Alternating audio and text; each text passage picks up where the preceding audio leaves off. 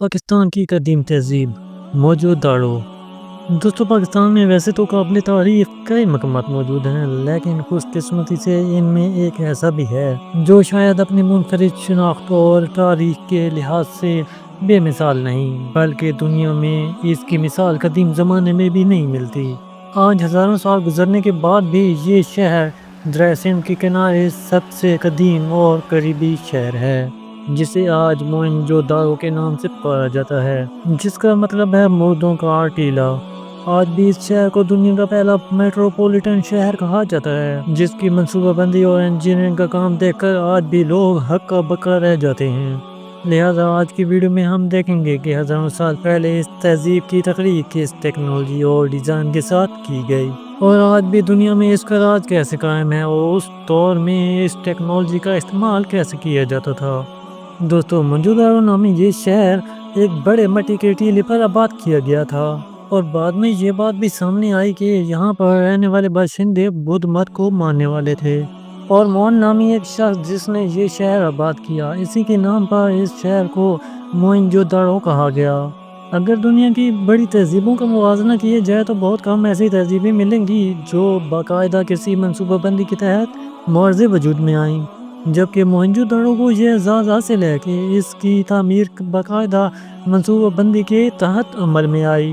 یہ قدیم شہر ایک بڑی گلی سے نکلتا ہے، اور دیگر تمام گلیاں ایک دوسرے کو 90 ڈگری کے زاویے پر کاٹتی ہیں۔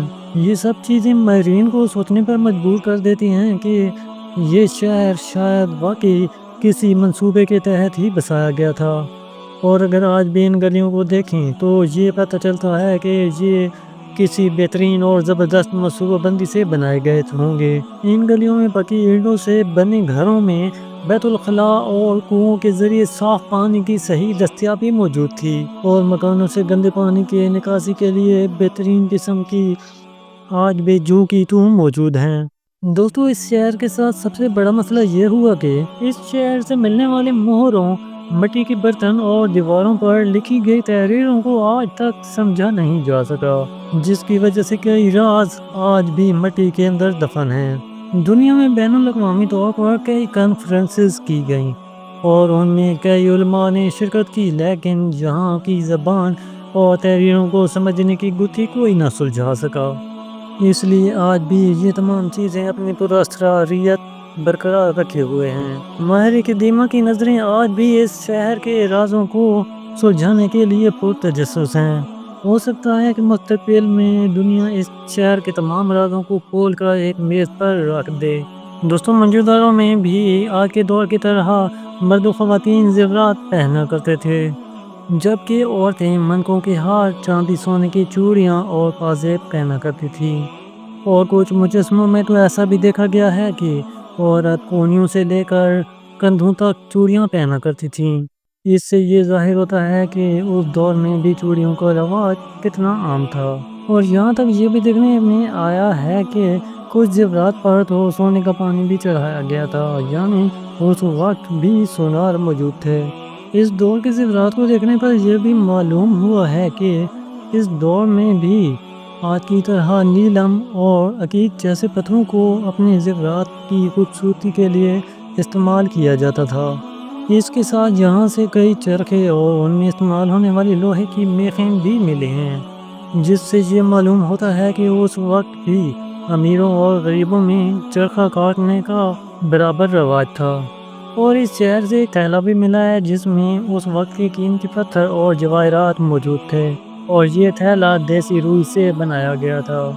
اس سے یہ ظاہر ہوتا ہے کہ 5000 سال پہلے بھی سندھ میں کپاس کی فصل ہوا کرتی تھی، اور اس دور میں اس شہر کے واسیوں کے پاس کپڑے بننے کا ہنر بھی موجود تھا۔ دوستوں، موئن-جو-داڑو سے علیحدہ نمونوں اور شاید کی کچھ مہریں بھی ملی ہیں۔ اس دور میں یہ رواج تھا جب بھی کوئی کسی شہر کی طرف جاتا تھا تو اپنے دروازے پر ایک مہر لگا دیتا تھا۔ اس مہر پر دیوتاؤں کے فوٹو بنے ہوتے تھے۔ ان کا یہ عقیدہ ہوا کرتا تھا کہ یہ دیوتا ان کے مکان کی رکھوالی کرے گا اور ان کے گھر کو کوئی نقصان نہیں پہنچا پائے گا۔ موئن-جو-داڑو کی مہروں پر جانوروں کے نقش بھی موجود ہیں، اور کچھ الفاظ بھی لکھے گئے ہیں جن الفاظ کو آج تک کوئی بھی سمجھ نہیں پایا۔ اور کچھ کا تو خیال ہے کہ ان الفاظ کو شاید کوئی بھی نہیں پڑھ پائے گا۔ دیکھنے میں یہ لکھائی بہت ہی خوبصورت طریقے سے لکھی ہوئی ہے، یعنی اس دور میں بھی فن تحریر کو توجہ دی جاتی تھی۔ اور اسی قسم کی کچھ موریں میسوپوٹیمیا سے بھی دریافت ہوئی ہیں جو 3000 سال قبل مسیح پرانی ہیں، جنہیں دیکھنے کے بعد جان مارشل نے یہ کہا کہ موہنجودڑو کی تہذیب اس سے زیادہ قدیم ہو سکتی ہے۔ اور اس کے علاوہ یہاں سنگ سلیمانی سے بنی ہوئی کئی قسم کی چیزیں بھی ملی ہیں، جن میں چھوٹی چھوٹی گولیاں، شطرنج اور کچھ چھکے شامل ہیں۔ ان کھلونوں سے یہ معلوم ہوتا ہے کہ اس وقت کے لوگوں کو اپنے بچوں کی تفریح کا کافی خیال تھا، اس لیے وہ اپنے بچوں کا دل بہلانے کے لیے انتہائی شاندار اور آج کے دور کی طرح کے کھلونے بنایا کرتے تھے۔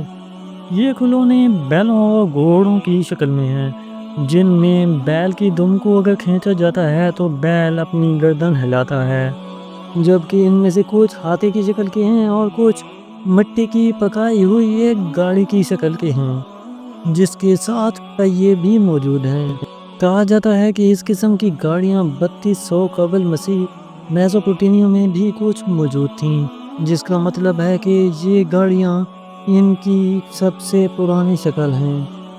دوستوں، موہنجودڑو سے بھالے اور تیر کمان بھی ملے ہیں، جبکہ تلواروں کا دور تو کافی بعد میں آیا تھا، تو اس لیے تلواریں یہاں سے نہیں ملی، جن سے یہ معلوم ہوتا ہے کہ اس دور کے لوگوں میں زیادہ جنگیں نہیں ہوا کرتی تھیں اور وہ لوگ امن سے زندگی گزارا کرتے تھے۔ اگر خوراک کی بات کی جائے تو موہنجودڑو سے کچھ گندم اور جو کے دانے بھی ملے ہیں، جبکہ تلوں کا ایک دانہ بھی نہیں ملا، لیکن کہا جا سکتا ہے کہ اس وقت تل بھی موجود تھے، کیونکہ کچھ قدیم روایتوں سے پتہ چلتا ہے کہ اس دور میں تل بھی اگائے جاتے تھے۔ اس دور میں اناج پیسنے کے لیے جو چکیاں استعمال ہوا کرتی تھیں وہ آج کے دور سے کافی مختلف تھیں، اور ان کے نمونے آج کے دور سے کافی زیادہ مختلف تھے، اور اس قسم کی چکیاں موہنجودڑو سے بڑی تعداد میں ملی ہیں۔ اگر ہم لباس کی بات کریں تو اس تہذیب کے مردوں کا لباس ایک دھوتی اور چادر تھا۔ وہ چادر کو بائیں بازو کے نیچے سے گزار کر اپنے کندھے پر ڈال دیا کرتے تھے۔ اس شہر سے ملنے والے مجسموں سے یہ بھی معلوم ہوا ہے کہ اس دور میں مرد گھگھرے بھی پہنا کرتے تھے، جیسا کہ آج کے ڈھول بجانے والے پہنا کرتے ہیں، اور کچھ مجسمے تو بالکل عجیب ہیں اور کچھ میں لنگوٹ پہنے ہوئے دکھائی دیتے ہیں۔ ان تمام چیزوں سے یہ ثابت ہوتا ہے کہ یہاں رہنے والے لوگ ایک اچھی اور خوشگوار زندگی گزار رہے تھے، اور ان کی ضروریات زندگی میں تمام وہ چیزیں شامل تھیں جو آج بھی لوگوں کے لیے ضروری ہیں۔ آج بھی اس شہر پر تحقیقات جاری ہیں اور ہر بار ایک نیا معمہ کھل جاتا ہے۔ تو دوستو، میری ویڈیو کو لائک کریں، میرے چینل کو سبسکرائب کریں۔ ملتے ہیں کسی اور ویڈیو میں۔ اللہ حافظ۔